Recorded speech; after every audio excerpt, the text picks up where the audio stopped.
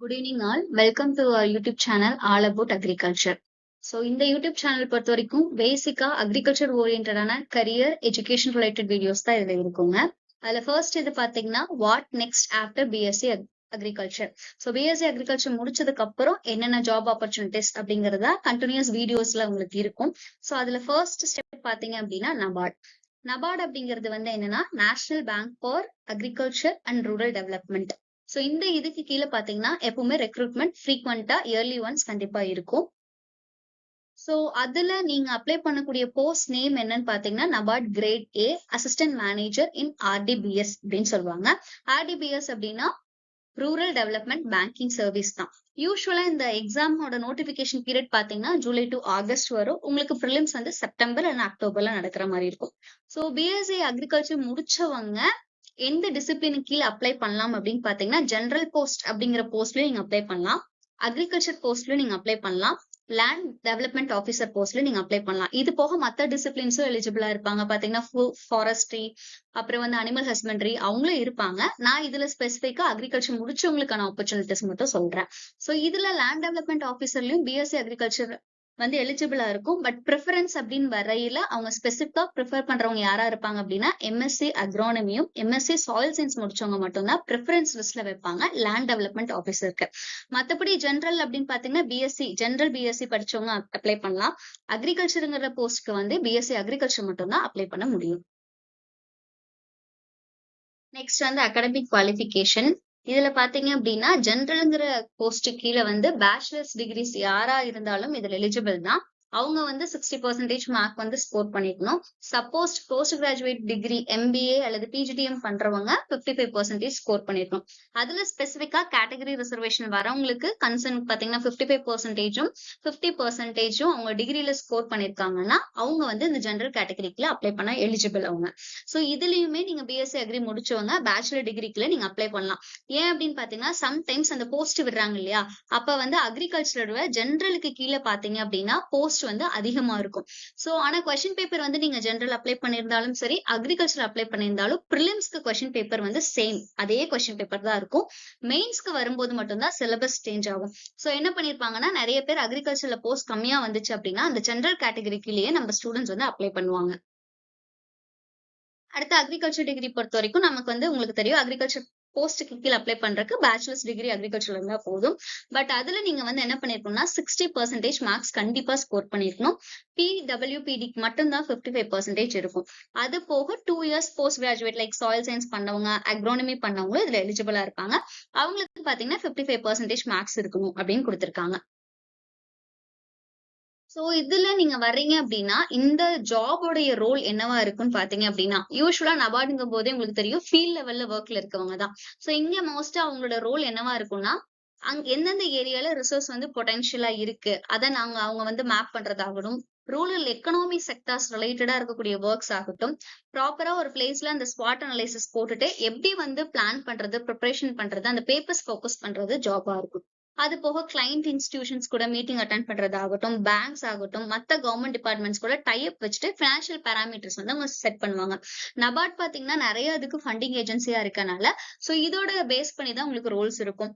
அது போக expert views கொடுக்கறதாகட்டும், advisory services, யூஸ்வலா நீங்க கன்சல்டன்சி சர்வீசஸ் மாதிரியும் மத்த இன்ஸ்டிடியூஷன்ஸ் கூட டைப் பண்ணி நீங்க ஒர்க் பண்ண முடியும். Selection procedure. சோ இதுல ஸ்டேஜ் பாத்தீங்கன்னா 3 ஸ்டேஜ். ஸ்டேஜ் 1 அப்படிங்கிறது ப்ரிலிம்ஸ் இருக்கும். ஸ்டேஜ் 2 அப்படிங்கிறது மெயின்ஸ், தேர்ட் வந்து இன்டர்வியூ. சோ ப்ரிலிம்ஸை பொறுத்த வரைக்கும் ஆஸ் யூஷுவல் இது உங்களுக்கு குவாலிஃபைங் எக்ஸாம் தான். சோ என்னென்ன உங்களுக்கு கேட்பாங்க அப்படின்னு பாத்தீங்க அப்படின்னா உங்களுக்கு ரீசனிங் இருக்கும் சப்ஜெக்ட்ல. நெக்ஸ்ட் வந்து இங்கிலீஷ் லாங்குவேஜ் இருக்கும், computer knowledge, quantitative aptitude, decision making, general awareness, economic and social issues இருக்கும். Agriculture and rural development focus பண்ணி இருக்கும். சோ இதுல உங்களுக்கு நம்பர் ஆஃப் கொஸ்டின்ஸ் ஆல்ரெடி கொடுத்துருப்பாங்க. டோட்டல் கொஸ்டின்ஸ் பாத்தீங்கன்னா செக்ஷன் வைஸ் பாத்தீங்கன்னா ரீசனிங்ல 20 கொஸ்டின்ஸ் இருக்கு, இங்கிலீஷ் லாங்குவேஜ்ல 30 கொஸ்டின்ஸ் இருக்கு, கம்ப்யூட்டர் லாங்குவேஜ்ல 20, குவான்டிடேட்டிவ் ஆப்டிடியூட்ல 20 இருக்கு, டெசிஷன் மேக்கிங் 10, ஜெனரல் அவேர்னஸ்ங்கிறது காமனான ஜெனரல் அவேர்னஸ் ரிலேட்டட் கொஸ்டின்ஸ் இருக்கும், எக்கனாமிக் அண்ட் சோஷியல் இஷ்யூஸ் ரிலேட்டடா 40 கொஸ்டின்ஸ், ஸ்பெசிபிக்கா நம்மளோட அக்ரிகல்ச்சர்ல ரூரல் டெவலப்மெண்ட்ல 40 இருக்கு. So 200 questions 200 marks. சோ இது பாத்தீங்கன்னா கொஸ்டின் உங்களுக்கு பைலிங்குவல் இங்கிலீஷ் அல்லது எதர் ஹிந்தி இதுதான் இருக்கும். சோ இதுக்கு வந்து பாத்தீங்க அப்படின்னா காம்போசிட் டைமிங் தான் 2 ஹவர்ஸ். செக்ஷன் வைஸ் உங்களுக்கு டைமிங் கிடையாது. மொத்தமாவே உங்களுக்கு பாத்தீங்க அப்படின்னா 2 ஹவர்ஸ் தான் உங்களுக்கு டைமிங். இதுல பிரிலிம்ஸ பொறுத்தவரைக்கும் பாத்தீங்கன்னா குவாலிஃபையிங் செக்ஷன், மெரிட் செக்ஷன் சொல்லிட்டு 2 கேட்டகரி இத நம்ம ஸ்பிளிட் பண்ணிக்கலாம். குவாலிஃபையிங் செக்ஷன்ல பாத்தீங்கன்னா reasoning, English, computer, aptitude, decision making. இந்த செக்ஷன்ல நீங்க குவாலிஃபை மட்டும் பண்ணா போதும். அதாவது மினிமம் கட் ஆஃப்னு சொல்லுவாங்களே. இப்ப ஃபார் எக்ஸாம்பிள் இப்ப ரீசனிங்க்கு அந்த டைம்ல 2 கட் ஆஃப் இருந்தா நீங்க 2 கண்டிப்பா கிளியர் பண்ணிருக்கணும். அந்த மாதிரி.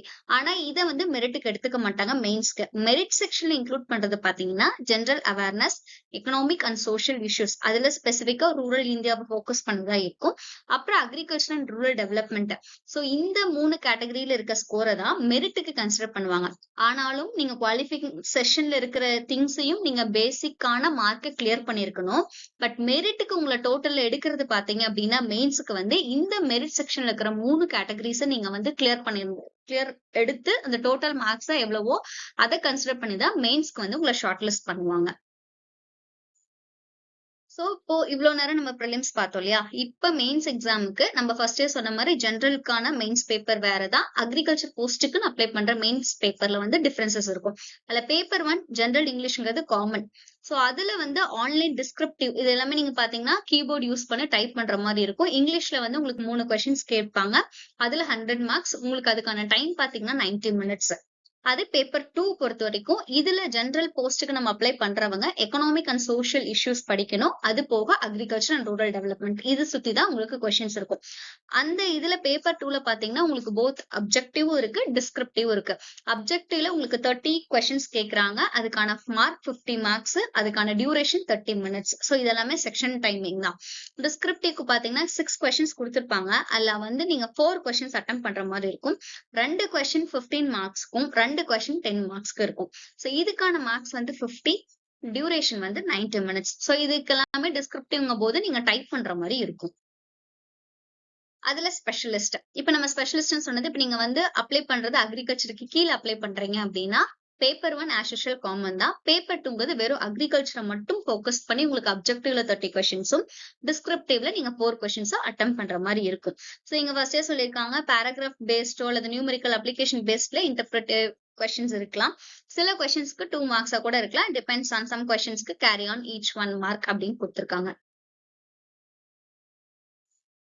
சோ இதோட ரேஷியோ பாத்தீங்கன்னா மெயின்ஸ் எக்ஸாமுக்கும் இன்டர்வியூக்கும் பாத்தீங்க அப்படின்னா மேக்ஸிமம் மெயின்ஸ்க்கு கூப்பிடுறவங்க 1:25, இன்டர்வியூக்கு ஷார்ட் லிஸ்ட் பண்றவங்க அதுல 1:3 இருப்பாங்க. சோ இது ஆஸ் யூஷுவல் வந்து இந்த ரேஷியோங்கிறது பேங்கோட டைரக்ஷனுக்கு ஏத்த மாதிரி பாத்தீங்கன்னா ரெடியூஸ் ஆகலாம். சோ யாரெல்லாம் குவாலிஃபை பண்ணிருக்காங்க அப்படின்னா it depends on the qualify பண்ண இது எல்லாத்தையுமே அப்பியர் பண்றவங்களை வந்து இன்டர்வியூக்கு கூப்பிடுவாங்க. இதுல பாத்தீங்கன்னா கண்டிப்பா penalty for the wrong answers கண்டிப்பா இருக்கும். சோ நெகட்டிவ் மார்க்ஸ் இல்லாம கொஸ்டின்ஸ் இருக்கா இல்லையா? பிரிலிம்ஸ்லயும் பாத்தீங்க அப்படின்னு பாத்தீங்கன்னா 1/4 மார்க்ஸ் வந்து நெகட்டிவ்ல இருக்கும். அதே மாதிரி ஃபேஸ் 2லயும் நம்ம சொன்னோம் இல்லையா? அப்ஜெக்டிவ்ல வந்து உங்களுக்கு ஃபேஸ் 2லயும் அப்ஜெக்டிவ், டிஸ்கிரிப்டிவ் இருக்கும். அந்த அப்ஜெக்டிவ்லயும் 1/4 வந்து உங்களுக்கு நெகட்டிவ் மார்க்ஸ் இருக்கும். சோ கட் ஆஃப் பொறுத்த வரைக்கும் உங்களுக்கு வந்து இண்டிவிஜுவல் டெஸ்ட்ல எவ்வளவு இருக்கு ஆன் டோட்டல் ஸ்கோர் அப்படின்னு சொல்லிட்டு தான் இது பண்ணுவாங்க. மெயின்ஸோட மார்க்கும் இன்டர்வியூவோட மார்க்கும் சேர்த்து தான் உங்களுக்கு டோட்டல் ஸ்கோர் அப்படிங்கிறது இதுல கிடைக்கும். மெயின்ஸ் எக்ஸாம்ல பேப்பர் 1 அப்படிங்கிறது நம்ம இங்கிலீஷ்ல சொன்னோம் இல்லையா? சோ அந்த இங்கிலீஷுக்கு கீழே வந்து கவர் பண்ற போர்ஷன்ஸ் வந்து எஸ்ஸே, ப்ரிசைஸ் ரைட்டிங், காம்ப்ரிஹென்ஷன்ஸ் இதெல்லாம் தான் உங்களுக்கு வந்து மேக்ஸிமம் இருக்கும். பேப்பர் 2 இதுல வந்து economic and social issues and agriculture நம்ம சொல்லியிருந்தோம் இல்லைங்களா? ஜெனரல் போஸ்டுக்கு அப்ளை பண்றவங்களுக்கான சிலபஸ் இதுதான். இதை நீங்க அப்படியே கூட ஸ்கிரீன்ஷாட் எடுத்துக்கலாம். சோ சுத்தி பாத்தீங்கன்னா ஆல்மோஸ்ட் இதுல இந்தியன் எக்கனாமி தான் மேக்ஸிமம் கவர் ஆயிருக்கு. அதுக்கப்புறம் அக்ரிகல்ச்சர் ஓரியன்டான அக்ரிகல்ச்சரோட பெர்ஃபார்மன்சஸ் என்னென்ன, ஃபுட் செக்யூரிட்டி ரிலேட்டடா இருக்கிறது, அதுக்கப்புறம் பப்ளிக் செக்டர் என்டர்பிரைசஸ் பத்தி கொடுத்திருக்காங்க. ரூரல் பேங்கிங் ரிலேட்டடா இது மேக்ஸிமம் பாத்தீங்கன்னா நம்ம அக்ரிகல்ச்சரல் எக்கனாமிக்ஸ் கீழே வந்து பினான்ஸ் கோர்ஸ்லயும் நிறைய இதுல கவர் பண்ணிருக்கோம். பினான்சியல் செக்டர்ஸ் எப்படி இருக்கு இந்த மாதிரி. அடுத்து அர்பனைசேஷன், மைக்ரேஷன் இதெல்லாம் பாத்தீங்க அப்படின்னா உங்களுக்கு ரூரல் சோசியாலஜிங்கிற கோர்ஸ்ல கவர் ஆயிருக்கும். சோ இதுதான் வந்து பேப்பர் 2க்கான சிலபஸ் மெயின்ஸ் எக்ஸாமுக்கு. இதே இது வந்து அக்ரிகல்ச்சர் அண்ட் ரூரல் டெவலப்மெண்ட்ல கவர் ஆகிறது பாத்தீங்கன்னா அக்ரிகல்ச்சர் கீழே என்னென்ன கொடுத்திருக்காங்கன்னு சொல்லிட்டு ஸ்கிரீன்ஷாட் எடுத்துக்கோங்க. இதெல்லாமே நீங்க யூஜில படிச்சதுதான். அக்ரிகல்ச்சர்னு வர இதுல பாத்தீங்கன்னா அக்ரோனமிக் கோர்சஸ் கவர் ஆயிருக்கும். Soil and water conservation, water resources, farm and agri engineering. So இது எல்லாமே உங்களுக்கு பிளான்டேஷன், ஹார்டிகல்ச்சர் இது எல்லாமே உங்களுக்கு ஆல்ரெடி நீங்க யூஜில படிச்ச கோர்சஸ் தான் அப்படியே இருக்கும். அனிமல் ஹஸ்பண்ட்ரி கவர் ஆயிருக்கும், பவுல்ட்ரி, ஃபிஷரிஸ் கவர் ஆயிருக்கும். ஃபாரஸ்ட்ரி, அக்ரிகல்ச்சர் எக்ஸ்டென்ஷன், அதுலயும் ஸ்பெசிஃபிக்கா கேவிகேஸ் அவங்களே சிலபஸ் வந்து உங்களுக்கு தெளிவா கொடுத்திருக்காங்க. ஈகாலஜி அண்ட் கிளைமேட் சேஞ்சஸ் ரிலேட்டடா உங்களுக்கு கொஸ்டின்ஸ் இருக்கும். கரண்ட் சினாரியோ எப்பவுமே இருக்கும். ஸோ இதை பொறுத்த வரைக்கும் மேக்ஸிமம் ஜென்ரல் அவேர்னஸ் கொஸ்டின்ஸும் பாத்தீங்கன்னா அக்ரிகல்ச்சர் ஓரியன்டாவும் இந்தியன் எக்கனாமி ஓரியன்டாவும் தான் உங்களுக்கு கொஸ்டின்ஸ் அதிகமா கேட்பாங்க. அடுத்து ரூரல் டெவலப்மெண்ட் ஃபோக்கஸ்டா பாத்தீங்க அப்படின்னா ரூரல் ஏரியாஸோடைய கான்செப்ட் என்னென்ன, அதோட கேரக்டரைசேஷன்ஸ் என்ன, இது பாத்தீங்கன்னா ரூரல் சோசியாலஜிங்கிற கோர்ஸ்ல நம்ம கவர் பண்ணியிருப்பாங்க already. Panchayat Raj institutions, MNREGA இது எல்லாமே அக்ரிகல்ச்சர் எக்ஸ்டென்ஷன் ஓரியன்ட் சிலபஸஸ்ல நீங்க பாத்தீங்கன்னா உங்களுக்கு கவர் ஆகும். ஸோ இந்த ஸ்டேஜஸ் பொறுத்த வரைக்கும் நம்ம ஃபர்ஸ்டே சொன்ன மாதிரி ப்ரிலிம்ஸ், மெயின்ஸ், இன்டர்வியூ. ஸோ எப்பவுமே ப்ரிலிம்ஸுக்கு படிக்கும்போது வெறும் ஜஸ்ட் ப்ரிலிம்ஸ் ஓரியன்ட் ப்ரிப்பரேஷன் மட்டும் இல்லாம மெயின்ஸ்க்கும் சேர்த்து இது பண்ணீங்க அப்படின்னா கிளியரா இருக்கும். இது ஒரு நல்ல ஹை ப்ரொஃபைல் ஜாப் தான். ஸோ இந்த அசிஸ்டன்ட் மேனேஜர் பொறுத்த வரைக்கும் ரொம்ப ப்ரெஷரைஸ்ட் அப்படிங்கிற இது கிடையாது. But work for the education. So salary பொறுத்த வரைக்கும் நல்ல பே உங்களுக்கு கிடைக்கும். ஸோ ப்ரிப்பேர் பண்ணும்போது ப்ரிலிம்ஸ், மெயின்ஸ் எல்லாத்தையும் சேர்த்து ப்ரிப்பேர் பண்ணுங்க. ஸோ இந்த வீடியோ உங்களுக்கு யூஸ்ஃபுல்லா இருக்கும்னு நினைக்கிறேன். மறக்காம சேனலை சப்ஸ்கிரைப் பண்ணுங்க.